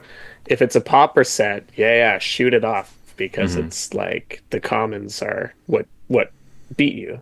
Whereas It's like you like don't want to like blast your removal off on some dumb commons and then the opponent and they slaps get down a rare, obliterated right? by something huge. Okay, Yeah. all right. So in that viewpoint, actually, that's a fantastic way of putting it, Jeff. Is that holding a removal for the bombs you know are coming is a print set, where in a popper Yeah. set they can win faster because the commons are so strong and they're so much cheaper. But though I don't think that there's probably a set where the commons are also just late game things, but anyway, I'm really happy that we did this. I was feeling very down today, Got playing it all draft and wrong. yeah. No, not just getting it all wrong, but also drafting and being pissed about Mardu the whole time and like going on my fucking you all heard my soapbox. So anyway, I'm excited to continue to be playing this set and doing some stuff. It's a great set. I like it a lot, and it just always reminds me that man, I just like Magic. I just like Magic so much. It's definitely super fun. And honestly, we've been talking about Mardu a lot, like you said, but Boros is the one standout. Otherwise, the balance here is pretty solid. Yeah, So, I'm glad that we said this like 2 hours in. yeah, well balanced. Very Yeah. well balanced. Perfect. Everyone will hear that and know that had happened. Um, In summary, it's a well-balanced in prince summary, set. I say that we talked about all of the cons very balanced and equally, and did not Yeah, talk about one in particular. yeah. Except Sultai. Fuck them. Yeah, fuck Sultan. How dare they? How dare they convince me that Sibsig Appraiser was going to be good at this set? It is good. What are you talking about? You play that in It's any okay. blue deck. I thought it was going to be great, Zach. It is great. What are you talking It's about? okay. It's been It's okay. it's the best blue common. Yeah. It's 60% win rate. It's the best. It's so good. It's so good. I'm not into it as much as I thought I was going to be. Wow, that's crazy. I don't know what you could like more than a B plus common. Like, all right, cool, great. Having fewer common, having fewer blue commons, maybe. Maybe that just this card it also goes in Teamer, and you should just be playing it in Teamer and Jeskai, and just like don't look at it as like a soul tie card. Maybe. Oh yeah, I mean you play it in any blue deck, Yeah, exactly. obviously, but I'm not excited about it in Teamer. Yeah, Okay, all right. Interesting. we'll see. All right. I mean, I picked it, so I That's true. obviously I That's was true. behind it. I'm just saying, like, I don't know. We'll see. All right, I wouldn't be okay, that all right. surprised to see this drop. I do see what you're saying. It does have a huge early front run for best thing ever. But I understand what you're saying that like if Mardu's around, you'd like 3 power and you'd like or something like that. I'd like not one toughness if the metagame is starting to adapt to Mardu. Yes. Well, yeah, the not the one toughness, but I'm thinking I'd rather have like a 3/1 if I'm going to have I because then I can block a bunch of the other things that actually need the mobilized Yeah. creatures that need to die, as opposed to blocking them forever and still losing to the tokens. I'd like to trade with one of the 1/3s that's attacking me. Yeah. That's what I'm saying. On that 1/3 you mentioned, that's where I like the lifelink. And like, imagine you have like a 2/3 lifelinker against that guy. That's He's just true. completely shut down because he attacks in for one. You block the stupid token. You gain one on net. That's why That's I'm true. going to be But like, my eye's going to be on lifelink for. okay, well then play the This. nurturing kin dude, the 3 mana 3/2 kin tree nurturer. I will. I wish it was a Yeah. 2/3, but I will. Well, you don't get to choose. It can be a 3/2 or a 2/1 and a 1/1. That's what you get. Okay, So I'll take it. perfect. If you want a 2/3, actually, there you go, Jeff. If you want a 2/3 lifelink, you have to open the bomb that is Sage of the Skies or whatever. Yeah, Okay, I'll take that as well. That is the 3 mana 2/3 with lifelink that you want. I accept that. That's why it's so good. Please put that card in all of my packs. Same. And a flame grappler or flame hold grappler. Occasional Elspeth I'll take as well, but Sage of the Skies I actually get really excited for. I love that card so much. It's so good. whereas you've had so much Elspeth that you don't even get excited anymore. I mean, I It's like, have yes, had yes, both. of course, Elspeth. I've had both of them multiple times, so honestly, actually, sorry, before we actually go to last call, today on my stream, I was complaining so much about Mardu and being pissed and so angry, being like, I can't get past this. I keep losing. Please, Arena, do something about this. Why am I losing so much? Pack one, pick one, Elspeth. Arena's like, oh, sorry, here you go. Here's an Elspeth. It's like when you're on hold. I don't know if it's an urban myth or like legit, but what people say is if you just start cursing a lot, then they'll move you up in the queue because In the like, queue, in the queue. they have something analyzing your sentiment and being like, "Oh, this dude's pissed. Let's move him up." Maybe Arena has the same thing. It's just like attaches to your mic, and it's like right when he's at the precipice of quitting Yeah. Magic forever. Forever. Just, Throw him a just mythic. Whitelist Great. him. Just Yeah. Boom, boom, boom, boom, boom. That's funny. Elspeth. Elspeth. Elspeth. Elspeth. Sage Ugin. Elspeth. No, that's great. I love that. Also, the on hold thing, that's a good hack, is that to put on a Quentin Tarantino movie, put your phone right by it, boom, Oh, yeah. There you good go. to go. They'll be Good like, to "Oh my go. god, this dude's pissed." Yeah, And he said the N word really so many loves times. feet. Yeah. He just kept saying, wiggle your big toe over and over again. Okay, Jeff, let's actually end this episode. Let's go to our last call. Let's talk about the beer for the night, the Teenage Head. Talking about beer here, not whatever the hell you're thinking. Yes. Pervs. Anyway, What a grip, guys. yeah, geez. We always rate our beers on a scale from bronze to mythic, just like the tiers in Arena. Just remember that this is only a way to rate beer. It's fun. That's why we do it. It's kind of cute or whatever. But it's nothing to be said about what tier you're in currently, because everybody's in different tiers at different times. So don't feel bad when we say that bronze beers are trash. They're horrible. You spit them out, you pour them on the ground, and you pee on them. They're... Ugh. Silver beers are bad or just boring. So macro brews or uninspiring microbrews. Yeah. Gold beers are fine, but you wouldn't really drink them again.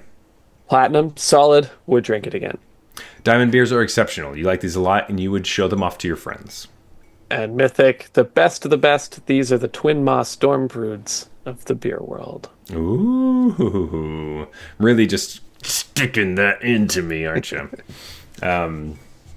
Hey, just so you know, I picked mine because I thought you were going to pick that one, and I didn't want to be the same as you. All right. What do you say? I know that card's good. I knew it was good. I should have just picked the Golgari one. That's also pretty good. Whatever. What do we think about Teenage Head? What do we think about this light beer? I don't know. Do you want to go first or? I don't know. It was nice. It's light. I don't. Yeah, I don't have other things to say about it I besides don't that. have strong opinion. I was gonna say like I don't have a lot to say. It was a light No. beer. It was refreshing. Tasted fine. Yeah. It didn't have as much head as I thought, or it didn't have the amount of head that I was thinking with the teenage whatever. I don't know. I'm trying to come up with something. It's not there. It, I, you know, it's a light it beer. was It was it was light. a light beer. Yeah. I I feel like the guy being like, "This is the one you want," mhm, so confidently was maybe a little misplaced. But little bit crazy. I will say recently I had a very light beer when I was doing my laundry the other day. There's like a little shop right next to the laundromat I go to. sure, And Left Field has a new light beer that is 3.2%. right. What are Very those light. called again? There's something like It's something about a bird. It's like a blue jay. I think it's like a light bird or something. Yeah, it's okay, light bird because it's like light Bud Light or Bird Light is what it's called. Bird Light instead of Bud got it. Light. That's what it's Yeah, called. And it looks like a blue jay, so that will go in to like Blue Jays bars here in Toronto. And that one it tasted like Bud Light. It was like not great, but you're supporting local, I guess, and it's very light. You could drink. That's a drink all day kind of beer. and only three times as expensive as Bud Light. So Yeah, crazy. steal. It's a steal. But at least we're not giving money to whoever owns Anheuser-Busch. 100% agreed. Yeah. But yeah, I so would pay teenage. 10x. I don't care. Either don't buy it or I pay extra. Exactly. But Teenage Head is better than that one, I will say. I like this one. It's solid, right? It's just like It's hard though because solid means platinum. So do I feel like this is a platinum beer? No. I feel like I can get this most anywhere. I can get this in many places. yeah, I feel like this is almost the definition of gold. It's like gold. It's like low gold. I almost want to give it silver, but it's not bad. So I'm not going to give it That's bad. the thing. Like when I just Yeah. read like fine, but you won't often drink it again, or you won't drink it again. I don't know. That's this. I'm definitely not getting this if I go to Clifford. I'll get Yeah, lots of there's other so many things. good, Clifford's they have great. so many great beers. They have There's no way amazing I'm beers. picking this one. Exactly. No way. No way. This is if I have, you go in, you have one of those 8 cart things. You can only fit 8 beers in there. I'm not using up one of my 8 spots with this. Yeah, But not that's 'cause your it's point bad. about like silver definition being like uninspiring microbrews. This could hit It's that. it's hard though because most of the silvers that we get from that are like I just actually don't like them. Maybe I should have just ranked Right. those gold or Just bronze, bad, sorry. yeah. So it's Yeah, maybe we hard. need to shift our mentality. Maybe we just got to be more intense. Like Not we enough stuff often. gets bronze. You know what? Silver. I'm gonna give it silver. Yeah. I could drink I could drink like a moose head instead of this and be fine. You know what Yeah, I'm saying? there you Okay. go. That's All the right. way to think about it. Silver. Silver. But remember again that our beer scale is imperfect. It's like Commander. Right. And it's more about feeling than it is about anything else. Oh god, Jeff. Anyway, this has been a long, nice, meandering episode. I've been loving it, honestly. But let's go to closing time. As always, you can reach us at Arena Regulars on Instagram and Blue Sky. You may also find us on Arena itself under the username Arena Regulars Podcast. If you want to talk to me personally, you can find me at the regular_Zach on TikTok and Instagram, as well as regular_Zach on Twitch. But Jeff, where can they find you? Best place is our Discord channel. We have an awesome community where we talk about basically every format, but we have been talking about this limited format quite a bit. People are loving it. And we even do a cube, Arena Popper Cube monthly. Don't worry about having to spend your wild cards because it's all commons and uncommons. It's a lot of Yep. fun. And the link for our Discord channel is in the show notes. Come hang out. That is right. Also, if you like the show, please leave us a review on Apple Podcasts. Follow us on Spotify. Leave us a review there as well. Go to YouTube. Leave a comment. Do all this stuff. If you don't like the podcast, then don't listen anymore. Why are you still here? But yeah, we really love to hear what you're thinking and all that stuff. But yeah, this has been the Arena Regulars.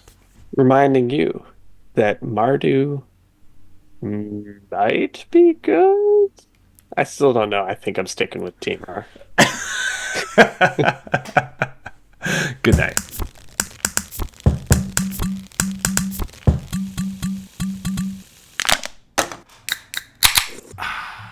All right, that's fine.